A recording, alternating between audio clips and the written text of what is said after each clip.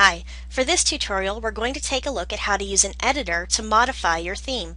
Now a lot of themes are going to have choices over here in the dashboard that you can go in and change all kinds of things like the headers, the backgrounds, things like that. But some people want to get a little more in depth with it and go into the editor to change it. Right now I'm using the Infinity theme for my sample website, and I'm going to go into editor just to show you what the differences are. As I've said before, you should only get into the editor if you know how to write HTML and you're very comfortable with it. If you go in here and you don't really know what you're doing, even a misplaced comma can completely crash your site.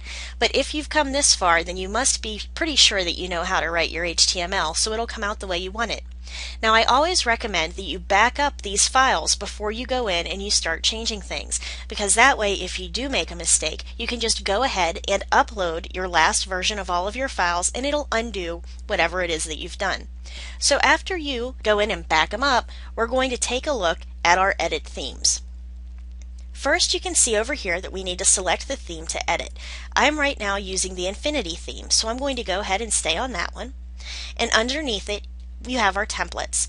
The 404 template, of course, is the page that comes up when a viewer is trying to look for a page that doesn't exist, or if there's, say, a problem with the server.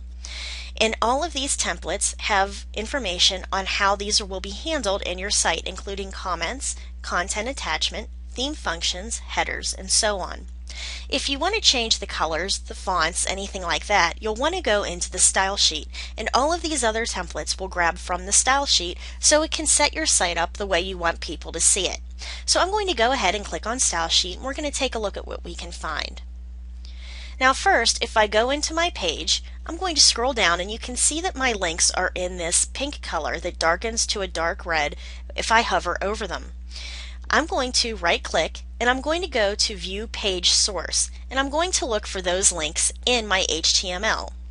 They're at the bottom of the page, so they're going to be right down here. And as you can see, they're actually referenced after this A ref. The A is called a tag, and that means that this is going to be a link. So let's say we want to change our links to a different color.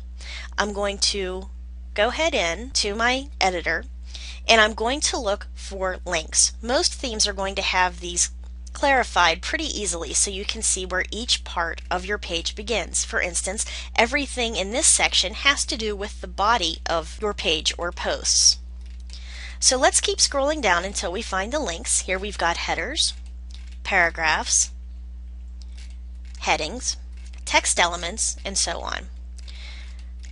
So once I get down to the links, you'll see that right now we've got a color marked as CC0066, and that's a hex color. It's a web-based color in HTML that will tell your computer which color to show this part of the page. So the CC0066 is for the A tag, visited, meaning I've already visited this one before. And you can see that they turn dark red once I've already visited them. So I know that this color is represented by that number. This number, which is the hover, is the color that happens if I hover my mouse over top of my links. So let's go ahead and change the color of those links so they more closely match the rest of the page. I'm going to go into Google and I'm going to look up hex colors HTML, click search, and I'm going to find a page that shows me which colors are associated with which numbers. So let's say I want to pick a blue.